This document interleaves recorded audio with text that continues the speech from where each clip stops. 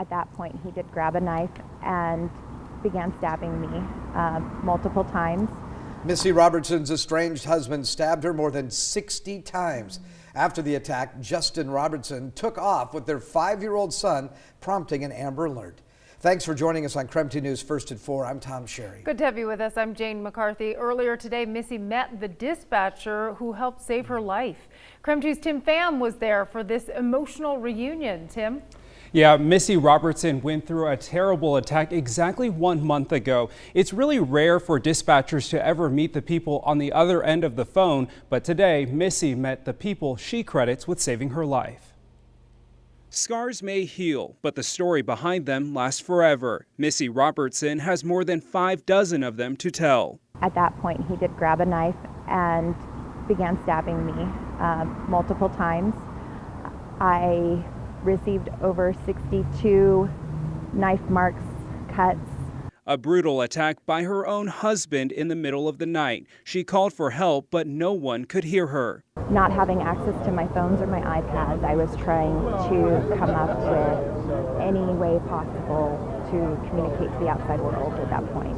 Missy says her husband had been violent with her before, so she recently signed up for a home security system. When I had the opportunity, I seized it. I hit the key fob. She hit her panic button, but her husband answered the call. Is everything okay? We're getting a panic alarm from a key fob remote. Yes, everything's okay. It is okay. All right, I'm glad to hear that. So may I just have your name, please? Melissa? Okay, and your password, please, Ms. Robertson?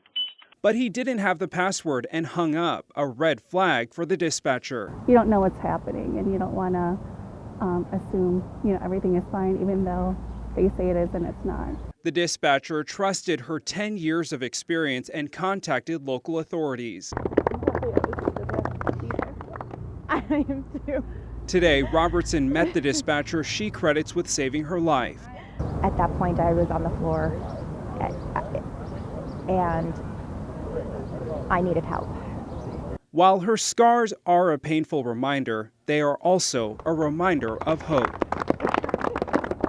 If you have people in your life that care about you and that are urging you to be safe, take them up on it. Don't assume that you know better. It's better to be safe than sorry. Such an important message. The Spokane County Sheriff's Office says 78% of the homicides in the last 5 years involve domestic violence. If you need help, we have domestic violence resources on KREM.com. In the studio, I'm Tim Pham, KREM 2 News. Wow, an important story. We are tracking breaking news now out of Lewiston, Idaho. The fire department is investigating a dangerous chlorine leak. This is happening at the Ox Arc shop near Clearwater Park. Hazmat crews are on the way, and firefighters are asking everyone to stay 500 feet away from the shop there. Now, that is a small evacuation area, but there are a few homes and businesses in the evacuation area. The city of Lewiston does not know how long it will take to control this situation, but again, they don't want anyone near there. We'll keep an eye on it and let you know when it's all clear. And the FAA held a meeting in Texas today. Aviation representatives from 33 countries were also there. The focus of the meeting was to figure out how to get Boeing 737 MAX 8 and 9s back in the air. However, the FAA says there is no timetable for lifting the grounding of those planes. Boeing still has not submitted its final fix for the software that caused 2 deadly crashes. Once that happens, the FAA must then approve the fix and have it installed in aircraft worldwide. That would be followed by test flights and more extensive pilot training. All of that could take months to complete. Now, the FAA typically takes the lead in the aviation world when it comes to big decisions like grounding or ungrounding an airplane. But today's meeting was about getting consensus from around the world so that everyone can feel safe. Crews will soon remove old trains from service in Washington state. This follows the investigation into the 2017 deadly Amtrak derailment. You remember that happening in DuPont.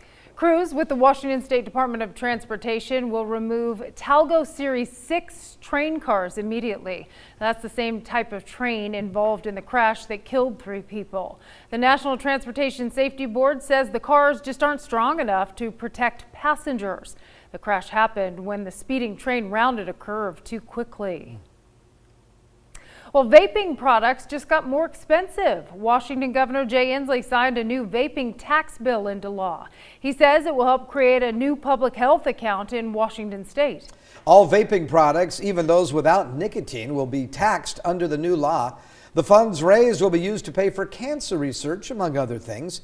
This new tax comes after Governor Inslee raised the smoking and vaping age to 21 years of age. A statewide youth survey that was released back in March found that teenage vaping is at an all-time high. Washington state farmers plan to plant more hemp crops this year. The surge started after state lawmakers lifted some restrictions last year. So hemp laws in Idaho could be changing as well. Whitney Ward joins us in the studio with more.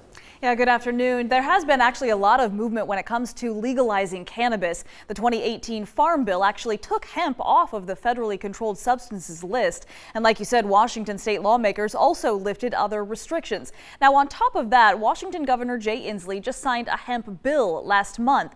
And after he signed on that dotted line, the number of licensed farmers in the state doubled in just 2 weeks. The numbers don't stop there either. The State Department of Agriculture licensed 35 growers as of this week, 21 of them licensed to process hemp.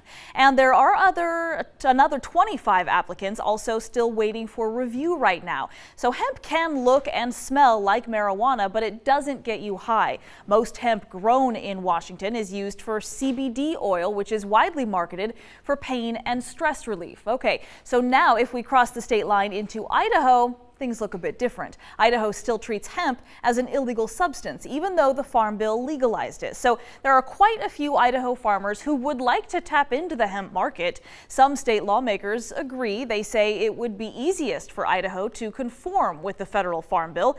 But legislators on the other side of the issue say legalizing hemp opens the door for marijuana, which is something they do not want to do. Farmers say they understand that argument, but they feel this is a missed opportunity to expand Idaho agriculture. In the meantime, 2 Idaho legislators are among those urging the state to drop charges against 3 truck drivers who were hauling industrial hemp through Idaho when they were pulled over. The state representatives submitted a petition with more than 14,000 signatures to a courthouse in Boise.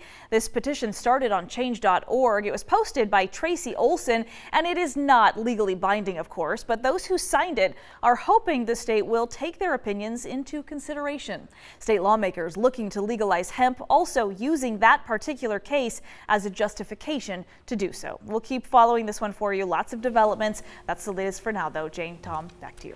Whitney, thank you very much. Turning our attention to the forecast now. We're having a warm day today, but I understand that's not going to happen tomorrow. Yeah, and there's also, it's going to be stormy tomorrow, and there's also changes to part of the long weekend headed downhill. Well, it's not all lost, but it's not quite as good as we thought it was going to be towards the beginning of the week. But you were right about this, Jane. It is a warm day out there.